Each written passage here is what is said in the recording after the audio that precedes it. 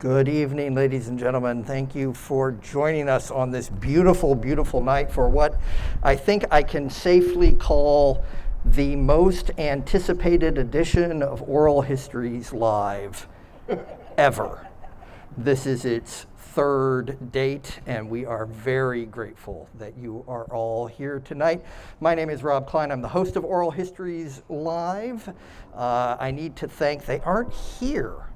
Where are Mike and Esther Wilson? They are always here to throw things at me if I screw this up. But at any rate, if you could join me in thanking them for supporting Oral Histories Live, I would be grateful. All right, I've heard you all whispering amongst yourselves about where Al was last week, and I've heard all the conspiracy theories that he was helping to prep for the debate last week, all in which case he did a very bad job. But at any rate, I'm going to let him start by telling you what he was actually doing. I was actually sitting at home getting ready to watch the debate. I don't have any good excuse other than I forgot. Or, yeah, something they call CRS, if y'all know what that is. Can't remember. Oh, I see. And wow. So now it's all just went right over my head. I don't have a good excuse. I wasn't sick. I wasn't injured. Well, I thought about not coming tonight just to keep it going. But, you know, Jason would take away my modest salary if I did such a thing. So here we are. All right, we're going to talk about flowers tonight. I broke out the flower mask, but it's much more, of course, than a story about flowers. The Pierson family has been a key part of this community and this business community for a long, long time. And so this is a story about family, about perseverance, and about change and how a single industry can change over the course of what is nearly a 100-year history now. So with that, Al, why don't we start with the opening, the original opening of the store, of the flower shop? Sure. My grandparents lived in Burlington and worked in a flower shop down in Burlington called Tiedemann's and loved the business. And this was 1928. And they heard that there was a greenhouse for sale up here in Cedar Rapids. It was called Birch's Greenhouse. So they bought it and moved in. Back then, Ellis Boulevard was a dirt road. It was the private road to Mr. Ellis's estate in Ellis Park. And Ellis Boulevard was just a dirt path back then. The Time Check neighborhood, which runs from the river to Ellis Boulevard and from Hubbard Ice to Penn Avenue, was established there. The actual main business street was 6th Street, and Ellis Boulevard didn't have anything on it. So it's kind of interesting how the area grew up. But anyway, so they bought the greenhouse and were basically truck farmers. They grew some cut flowers, but mostly they grew vegetables that they planted on farmland behind us, from Ellis Park to O Avenue, from 8th Street to 10th Street. They farmed all that, and they plowed it with a horse and a plow, and planted everything by hand, and the vegetables they grew in the greenhouse. That's amazing. Now, if there weren't any businesses along that road, why was there already an existing greenhouse there? Because the people who were there before them were doing that same sort of farming, is that right? Yeah. And then what was the market for the produce then?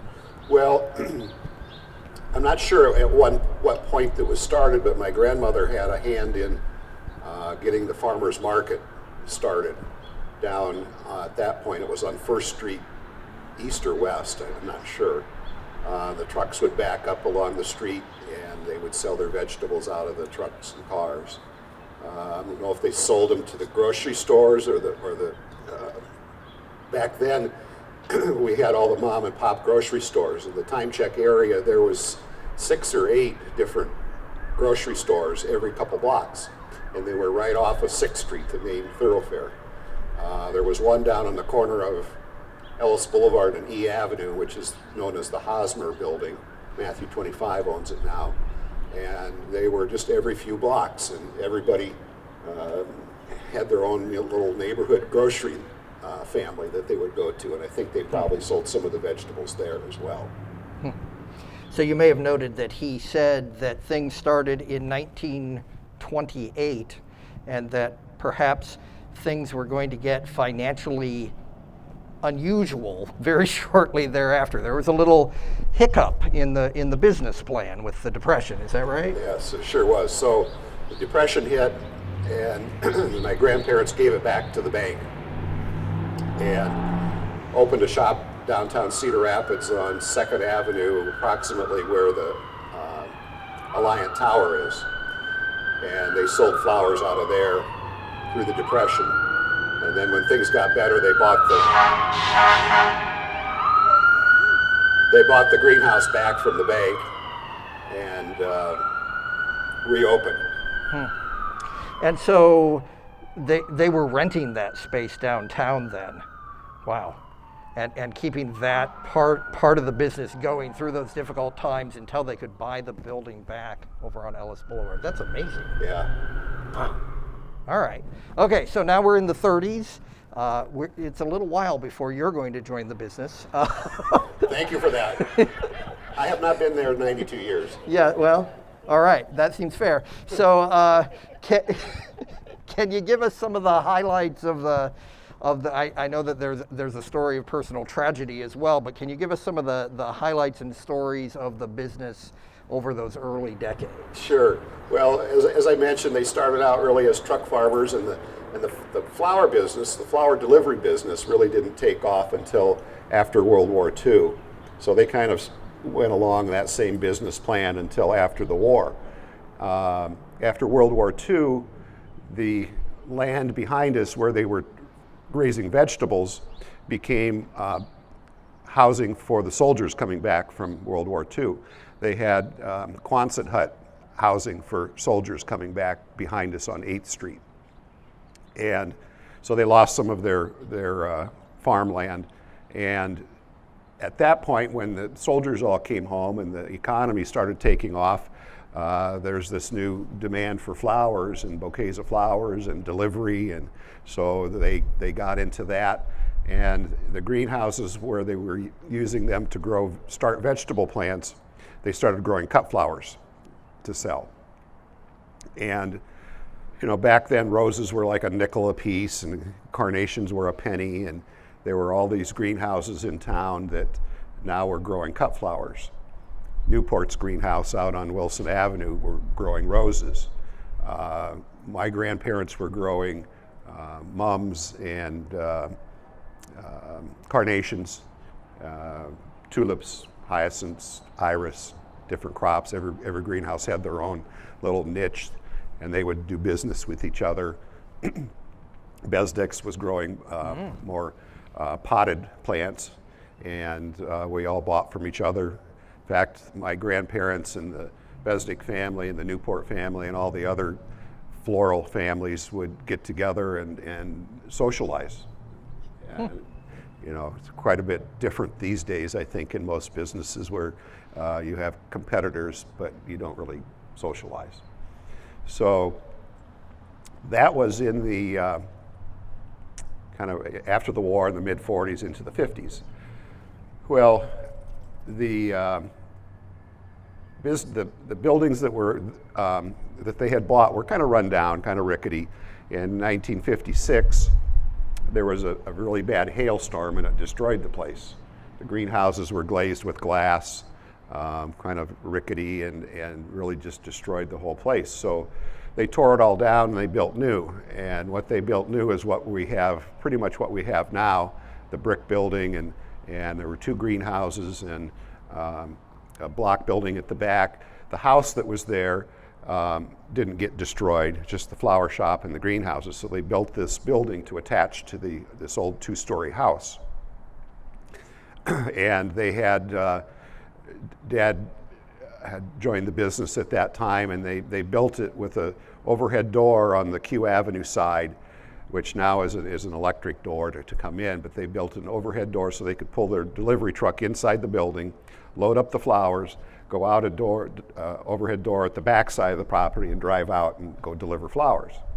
And the workroom and showroom were all separate, and it was designed to take care of all these new deliveries that were being made with the growth in the floral business.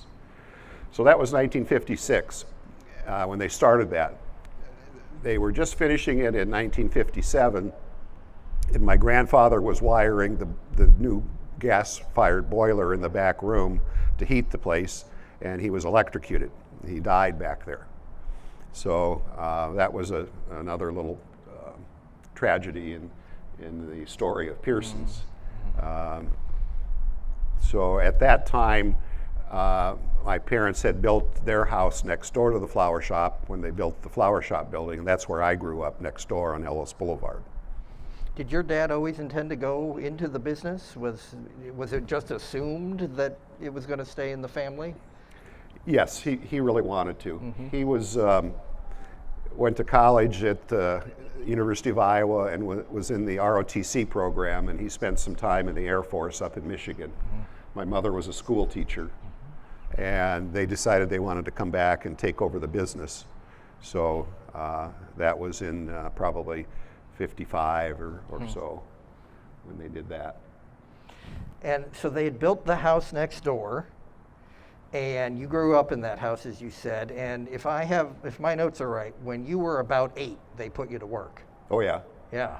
What does an 8-year-old do in the flower business? Well, after dinner, I would go next door with my dad and fill pots with soil so he could plant tomatoes and whatever else he was growing.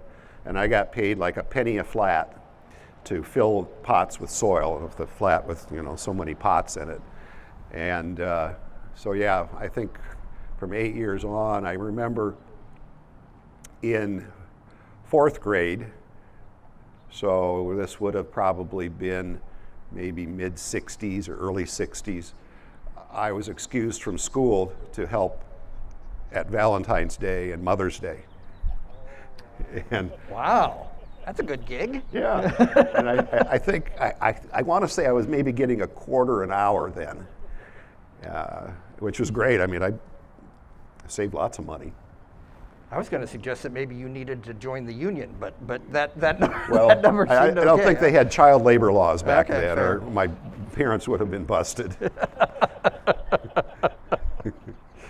All right, so you help out, I assume, all through junior high and high school. You would have gone to Jefferson? Kennedy, Yep. sorry. I'm not sorry you went to Kennedy. I'm That's sorry okay. I suggested you went to Jefferson. Always a rivalry there. That's fair enough. And then upon your graduation, you go to the University of Iowa to study finance and marketing. Is that right? That's right. And at the time, when you arrived in Iowa City, was your plan to go back to the business? I thought so, but I did have some other offers that I considered moving out to California. I had one of my roommates that went to work for Rockwell in California, and I had met some people in the greenhouse business out in California, and I thought, Iowa, California is kind of interesting, but in the end, I went to work for Dad and stayed with the family. At more than $0.25 an hour, Right. I hope. Yeah, I got a little bit of a raise. Okay. That's what a college degree will do for you. That's right. That's what they told me. Yeah, exactly. And did you go into finance and marketing specifically because you thought that would be applicable to the business? Yes. That's why you didn't study, I don't know, English and philosophy like your host did, for example. Well, I figured if I didn't go into the family business, I wanted to do something in business, and that's why. Fair enough. All right, now my notes also say, and I keep referring to my notes because we had our initial conversation back before the first date this was scheduled, and I remember the call, but it's good that I wrote some things that. Let's see. That a lot of your friends were leaving Iowa, though. But that it's really sort of a decision about people and about what kind of life you wanted to have that led to your decision to stay. Does that seem fair? Yes. One of the things that I really liked about my job and still like about my job is helping people, seeing them, giving them joy and making them happy, and also teaching people. I think that if I had it to do all over again and I didn't join the family business, I think I might have become a teacher, because I love teaching my employees the business. I love teaching my customers how to care for plants, and I've done a little bit of spot duty out at Kirkwood in their hort program, floral program. I would always take a day or two every year and go out and talk to the students. And it's really about making people happy and teaching people. I love that, and it's a great segue to something I promised my son. So my son knows that you have pineapple bushes on offer, and he's very excited about pineapple bushes, and also sure that you cannot possibly keep them alive in Iowa. What would you say about that? Pineapples? Pineapples. Absolutely you can. We have plants for sale. They're actually pretty easy to grow. You need a lot of light, but you can actually start a pineapple plant from the top of your pineapple. You get it at the store, you cut the top off and you core it. You take that top and you can actually put that in water and start a new plant with it. Wow. So, see, he's going to be so excited. Tell him yes, yes he can. Okay, fair enough. That's good. All right, my work here is done. No. All right, so this is one of the most interesting things I think about your career, this combination of your commitment to the local community, but also your work for a little organization called FTD, and that sort of the collision between local work and national and international work, and also this remarkable fact you told me about technology as it refers to FTD. I don't want to steal the thunder. So can you talk a little bit about the role of FTD in the floral business, but also your role with them? Sure. So FTD was started over 100 years ago, and back then it was FTD stood for Florist Telegraph Delivery. The orders were exchanged between shops via telegraph. So if a customer came into my store and wanted to send something to someone in Des Moines, FTD facilitated that transaction by having a clearinghouse to keep track of those orders. So if I sent 10 orders for $1,000 to Des Moines, I would get a commission of 20%, and the florist in Des Moines would get 80%. And back then it was supposed that it would all balance out, that I would get just as many orders coming back to me as the florist in Des Moines got, and everybody would be happy, and you'd have to pay a little bit or get a little bit in a check. So fast forward to probably in the late 60s. Well, let's back up a little bit. Fast forward maybe to the 50s, and then it became florist trans-world delivery, because the telegraph wasn't used anymore. You would call the florist and place the order in Des Moines over the phone. And then go to the late 60s, and FTD actually developed the first internet network in the country. And it was using technology from Ford Motor Company. And we had this console that was the size of a great big typewriter, like the old Selectric box. And it was a dial-up phone line. Anybody here is tech savvy. It was about, I don't know, 600 or 1200 baud, and the modem would dial up, and you'd hear it dialing, and it would screech and connect, and it would send, and this thing went on and on, off and on all day. It drove us crazy. So that happened in the late 60s, and that system eventually got upgraded.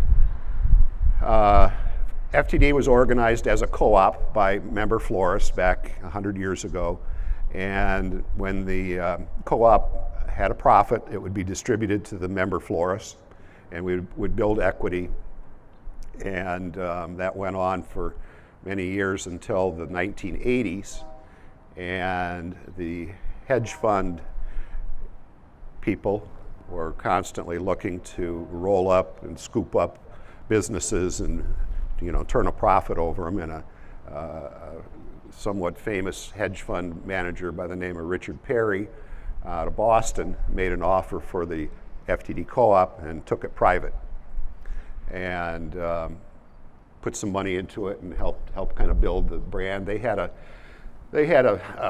CEO at the time that was maybe, before when it was a co-op, that was maybe a little over his head. The internet was coming into play. 800 Flowers rolled out their 800 number and was taking some of the business. So Perry came in, put some money into it, took it private, took it public, and I think that we cashed out of FTD 3 times over the years. Once when we sold it as a co-op, second time when he sold it, when he took it public, and then it was bought out by another private hedge fund, and we made a profit off of that. And then it was taken public a third time, and they were bought out by another company, and so 3 times we cashed out of it. Now they just went through bankruptcy and have been taken private again. But wow. I don't think I'll participate any further. I think 3 times is enough. But anyway, so they took it private. Now, along the years when it was a co-op, they had a structure that had regions of the country, had a regional director, and then districts. And I and my brother and my dad were all district heads of the district over the years.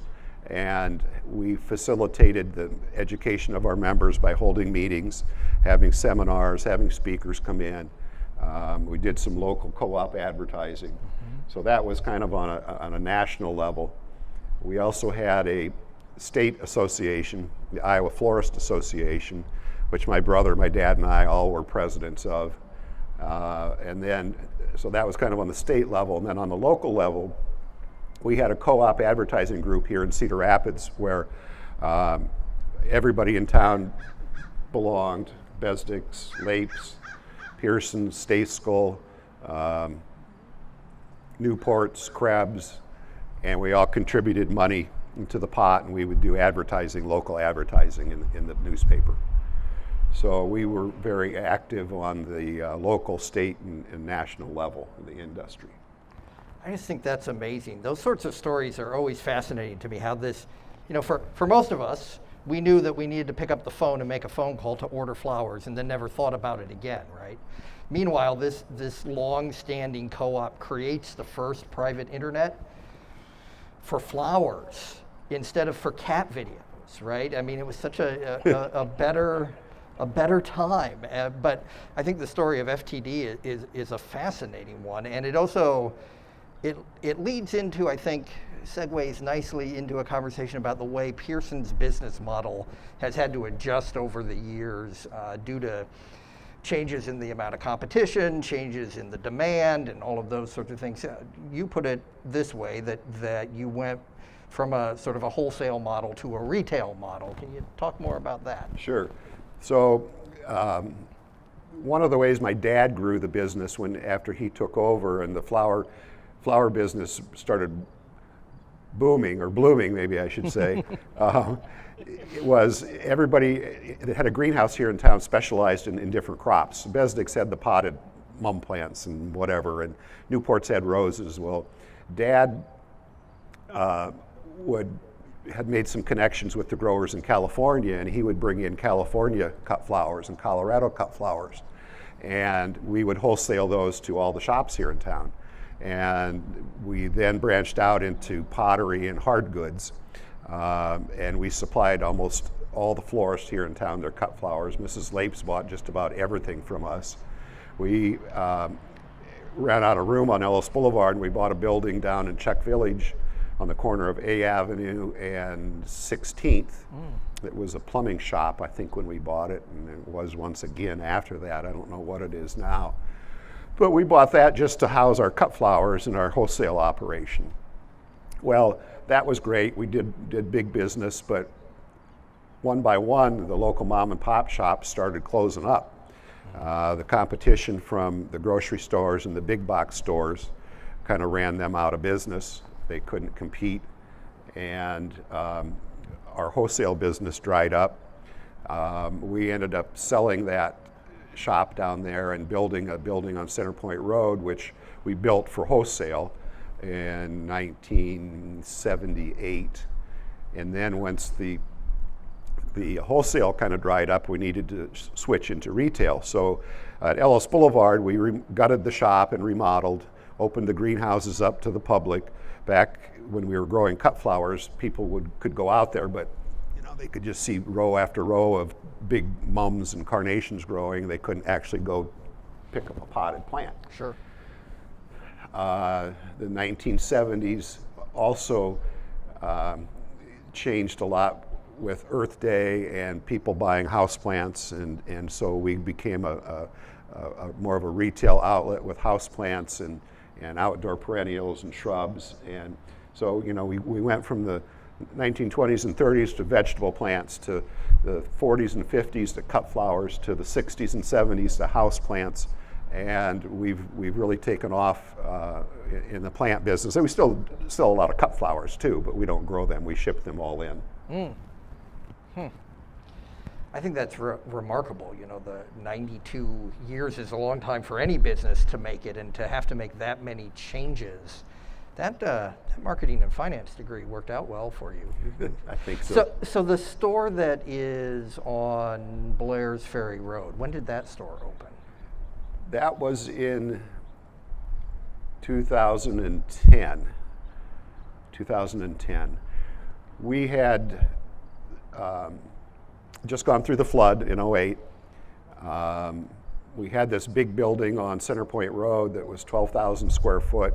It was 6,000 in the basement for storage of hard goods, and 6,000 on the main floor for big coolers and retail. And we weren't doing the wholesale anymore. It was more building than we needed. Back when we built that, we would ship our cut flowers on a refrigerated semi that would bring them in from Colorado or California, and we had a big loading dock, and they could come unload at night with a lockbox. Well, FedEx kind of changed things in that we didn't need to ship by refrigerated semi. FedEx could bring us a delivery every day. And so we didn't need that building. Plus we had the stress of the flood and the financial loss from that, so we sold that building. And the one on Blair's Ferry we lease now. Okay. So the flood of 2008, you had all that hail damage in the late 50s. My guess is that building might have taken on water in, say, the 93 flood. Did you have water at all? You were, okay. But 2008, you certainly took on water. Talk a little bit about how much water was in your building and what the recovery was like. Sure, we had, 8 foot of water. Previous to that, none of the floods, 93 or 32 or something in the 30s, I don't remember. There was one in the mid 60s, but we never had water on our property ever until 2008, and we had 8 foot. So the old house that was attached to the flower shop, that was my grandparents' house, was thoroughly trashed. That wasn't worth saving. We ended up tearing that down in 2011 and putting a new entrance there to go out into our outdoor sales yard. The flower shop looked like a bomb went off in it. Things had floated up and ended up on shelves and in weird spots. The front windows got cracked but not broken. The greenhouses were intact. We lost a few panes of glass. We had algae and sludge we called it, all over on the greenhouse roof. Our coolers were all trashed. The boiler in the back was trashed. So we basically gutted the whole place, threw everything away. The only thing that is not new in that building today is the drop ceiling in the flower shop. Everything else was replaced, gutted and cleaned and replaced. And we tore the house down, and you know, they always say that something good always comes out of a disaster. Well, something did. We rebuilt better with energy efficient heat. The boilers for the greenhouse, the old one was a low mass boiler, which is very inefficient, maybe 50%. And that boiler and the boiler in our house and our furnace in the flower shop cost us $30,000 a year to heat. And the new boilers and new furnaces cost less than $10,000 a year to run. Wow. So we invested a lot in energy efficient equipment, and it paid for itself in 3 years. That's amazing. Wow. So you had obviously plenty of damage, plenty of work to do just to get your own business back up and running, your house, all of those sorts of things. But you were also really involved in sort of the wider community recovery effort. Talk a little bit about why that was important to you, what your role was, what you're most proud of. Sure. Well, as I was gutting the business, I had some friends that came from all over the country to help me. And we'd sit around and clean and work, and then we'd sit down after the day's over and we'd have a beer, and they'd say, "Al, what are you going to do? Are you really going to reopen this?" And I said, "Well, I think so." I said, I think that someday this property will be more valuable than it is now, maybe for something besides a flower shop greenhouse. But I realized that in order to make it work, all my neighbors were going to be gone, and I needed to devote myself to redeveloping the neighborhood. So prior to the flood, I had no idea what community development was. I had no idea what our Northwest Neighbors Neighborhood Association did. I had never been to a meeting. I eventually started going, and the neighbors convinced me to get on the board, and I was elected president of that back, I don't know how many years ago, seems like 100, but I think I've been doing that gig now for about 6 years. And new guy comes to a meeting, next thing you know, they put him in charge. Yep. That's how that works. Yeah, they sign you up. So I've been active in their neighborhood association and several other nonprofits in the city, Neighborhood Development Corp and Neighborhood Finance Corp, just trying to help rebuild our neighborhood and really the whole city. And I think that we've done a pretty good job. The Northwest neighborhood still is underdeveloped, but we want to see more housing. We've got some housing built. There's a new condo building on Ellis Boulevard. There's some townhouses on Ellis Boulevard. The old Cedar Rapids Community School warehouse building is loft apartments. So we've had some successes and some things happen, but there's still a lot of empty lots. And now the time check area, which they tore down all those homes with FEMA money, which can't be built on, and there's plans for a greenway development down there. But that's taken a back seat to the mulch pile, that I call it, from all the debris from the storm that they're piling there and grinding up. But I've been assured that they're moving that out. In fact, the trucks have been rolling through there yesterday and today, hauling mulch out of there. I don't know what they're doing with all of it, but is it north? Oh.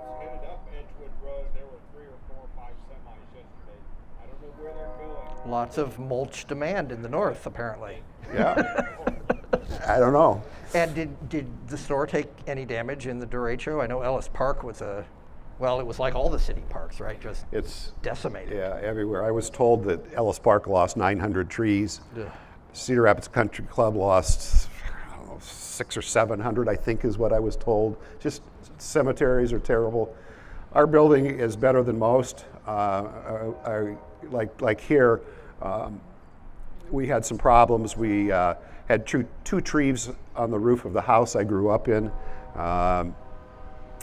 trees on the roof of the building in back, zapped my cooler with the power surge, a couple new doors. I'm still finding little things here and there that I didn't realize was broke, like a windshield on one of the vans was cracked. I didn't know about that. But we're really lucky compared to a lot of people. A lot of businesses, a lot of homes are really bad compared to what we went through. So we've got good insurance and it's getting fixed. All right, I would be remiss if I didn't ask you to tell your story about someone from Pierson's making a delivery to the Turner Mortuary. I think that's probably something we'd better share. That's one of my favorite stories. I was telling Jason this, that we were talking about the old Turner Mortuary here, and garage doors back here. This would have been probably in the late 60s or early 70s. That was the flower delivery room.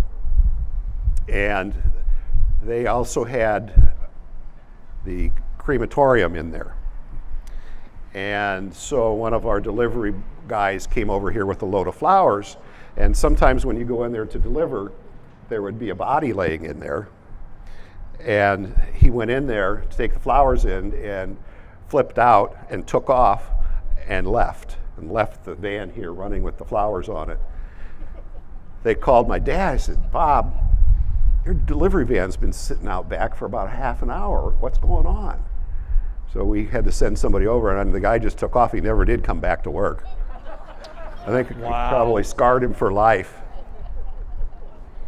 I think there's a new History Center program in here somewhere, a reenactment of this event, perhaps? So you had to come rescue the truck and everything. Yep. Wow, amazing. All right, before I turn it over to questions from the assembled masses, let me ask you this. I want to be clear. I know that you are still a young and vibrant man and with no intention of retiring, but what's the plan for the future of the business? Well, it's going to continue on with me for a good while. I am unfortunately unable to let go of it at this point. I don't think there's any family members. I have 3 daughters. My brother has 2 children. None of them want it. They've seen how much work it is, and they're happy doing other things. So I think that in the future I have an employer or 2 that are interested in it, and that's going to continue on. I'm not going to sell out and build a high-rise there or anything. So God bless you. We appreciate that. Yeah. All right. Questions from y'all? Yes. How old was your grandfather when he died? And did your grandmother stay working in the business after that? I am not actually sure how old Grandpa was when he died, but I'm guessing that he was probably 50-ish, 40 to 50, because my dad had just come back from Michigan from his duty in the Air Force. He had gone into the Air Force after college, so yeah, I'm guessing he would have been mid-40s or 50. And yes, my grandmother stayed in the business.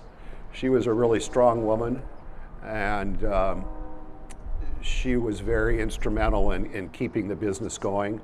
Her and my dad became partners in the business in 56 or 57, and eventually in 69, Dad incorporated the business and bought out his mother, and we went on from there. But she continued working, oh boy, probably till she was in her late 70s or 80s.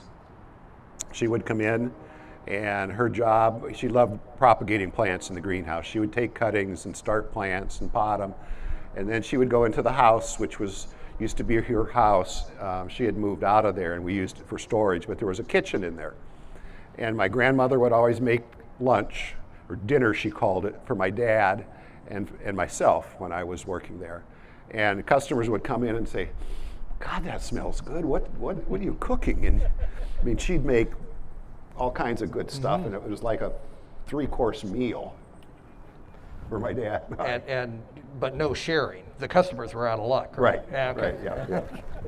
Little side business. Open a little restaurant. Yeah, she could have.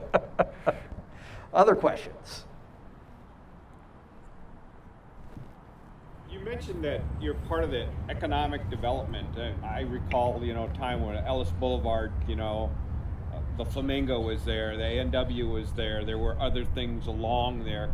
I mean, I know that at some point in time there's going to be some flood protection down there.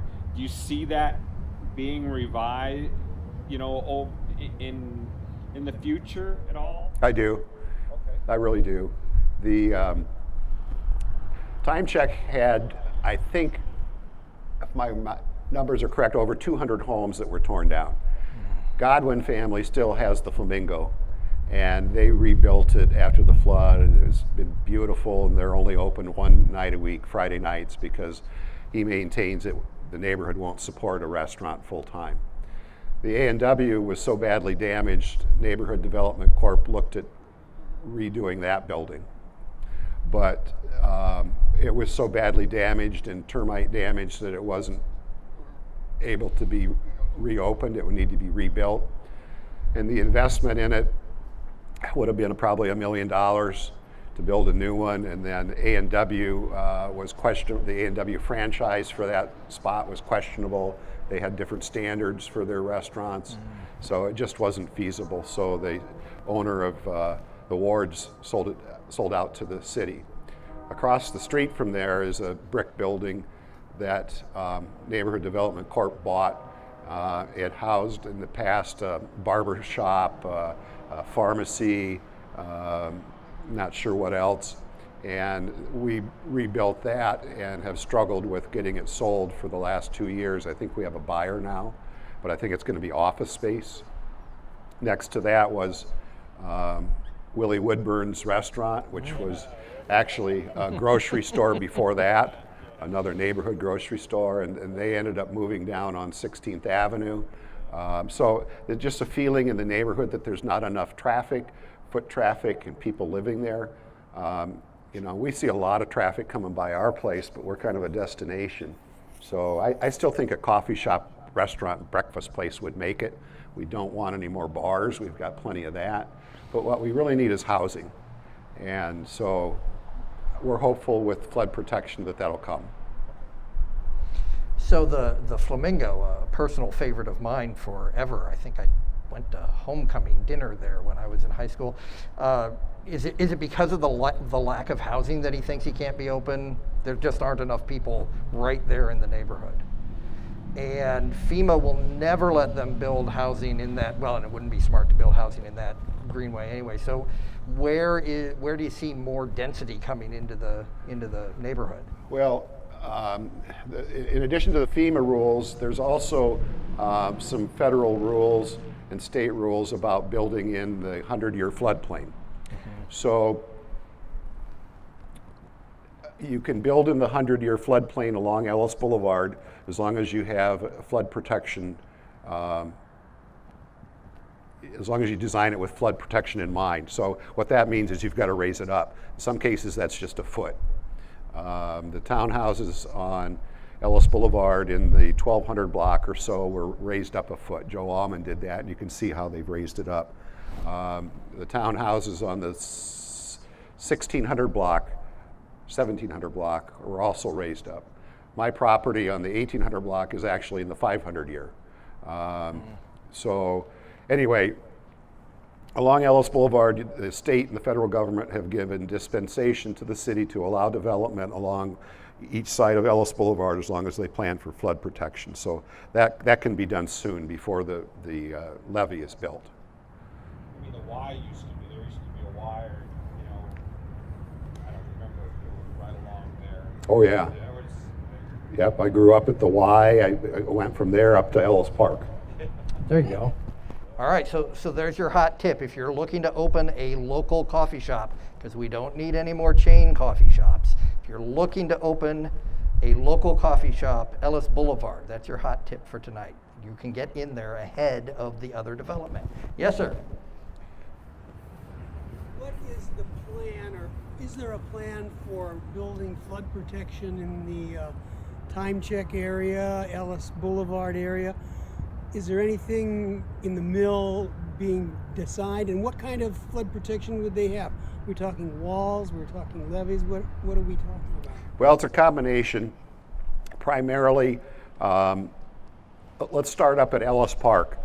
So Ellis Park, you come up Ellis Boulevard, you take a left on Ellis Lane to go down by the ball diamonds. There's a little bit of a berm there. That berm will be raised up. Right on the river there is the condo building that I've been talking about, 4 stories, bottom story, bottom level, ground level is parking. The back side of that building, separate from the building, is a concrete flood wall, 18 foot tall, a couple $1 million worth of concrete. And so that will attach over to the berm with a gate. And then at the south side of the concrete wall, there'll be an earthen berm that goes down where all the houses are on the river between Ellis Boulevard and the river. Those will all be bought out. A number of them already have been. And the avenue down to Hubbard Ice area. What's that? That's going to be an earthen berm as well. And there will be possibly some gates there. They're going to find Jason eventually. The city has found that the gates are horribly expensive. They're starting to put them in downtown here. And O Avenue was supposed to have a gate, Ellis Boulevard is supposed to have a gate, and there was going to be another one at the railroad tracks by Hubbard Ice. Well, they're finding that they can elevate the road up over the berm cheaper than they can put a gate in. The other thing about the gates is it takes several days to put them in place. And so they've got to start ahead of time when this flood crest is being predicted. So O Avenue, I think, is going to be elevated over it. There'll be a gate down at the railroad tracks by Hubbard and a gate down on E or F Avenue. And so the earthen berm will continue on the other side of Hubbard Ice to the south. It'll go down past where the Village Inn was, and then there'll be a gate for E and F Avenue, and then the earthen berm will tie into the interstate earthen berm where the interstate is elevated before it goes over the bridge over the river. And if you were a betting man, how much longer are we waiting for those projects? Well, they've been saying 10 years. There's been talk of them getting it speeded up. Now there's talk of it slowing down due to the pandemic. The West Side protection is funded by this sales tax, state Iowa sales tax. I can't think of the acronym they call it, but basically growth in the state sales tax is being directed to Cedar Rapids and other communities for the flood protection. So I'm going to guess it's still going to be 10 years, but I hope it's sooner. Fair enough. Other questions? Yes. How do you see the focus of the business changing in the future? You talked about so many changes over the decades, and with competition from, as you said, the grocery stores and others that carry flowers, that's got to be a continuing concern. How do you deal with that? Well, first of all, we don't have as much competition as we used to, and I don't want to sound like be egotistical, but Hy-Vee, while they have a lot of stores and they're a good competitor, and I shop there, but they really don't have the experience that we do. We had a bride come in yesterday, that's getting married in 2 weeks, and they went to Flowerama and they went to Hy-Vee, and they said, can you do bridal flowers for me in 2 weeks? And they said, no, that's you didn't give us enough notice. So I think that the good competitors, or the real competitors out there, are people that are selling other products. Might be jewelry, might be restaurants, so that instead of sending flowers, they might do something else for a loved one. But I think we're really well positioned with our websites and our internet business. Probably 50% of our business comes over the internet now. We're well positioned on Google. We've made investments in the technology to be able to efficiently handle the orders.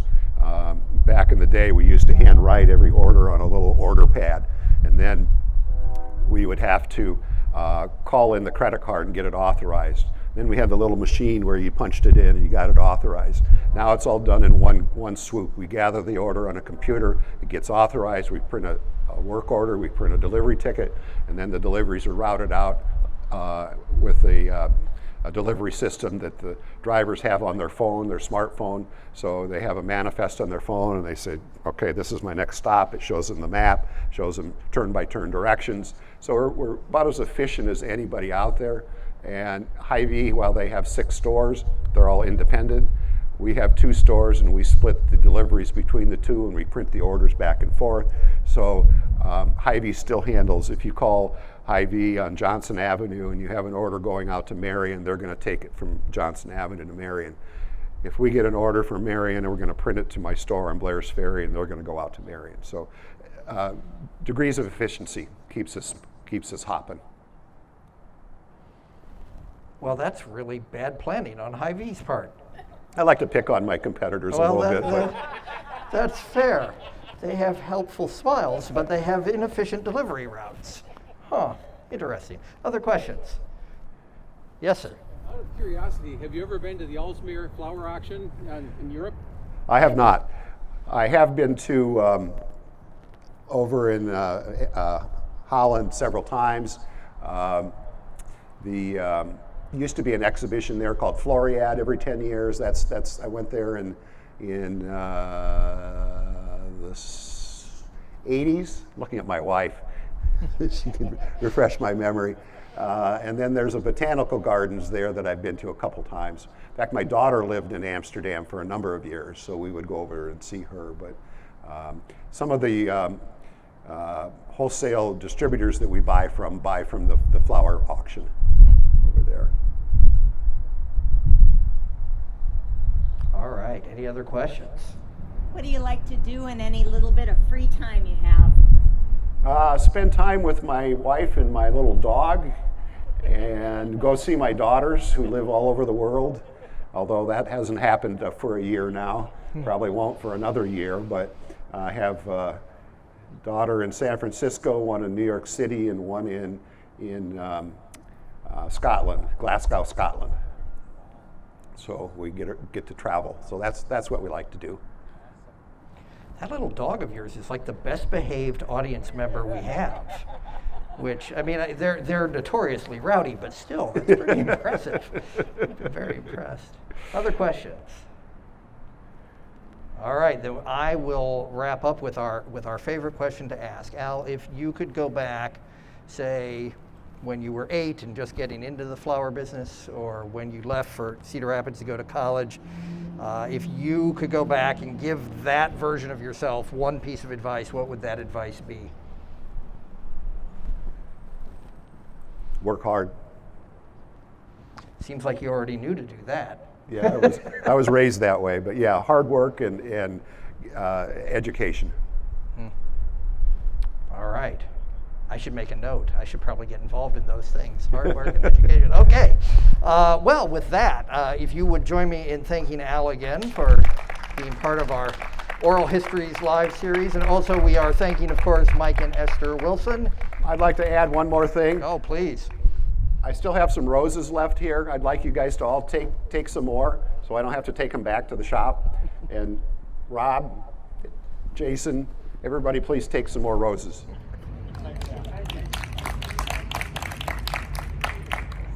Dog friendly, yes.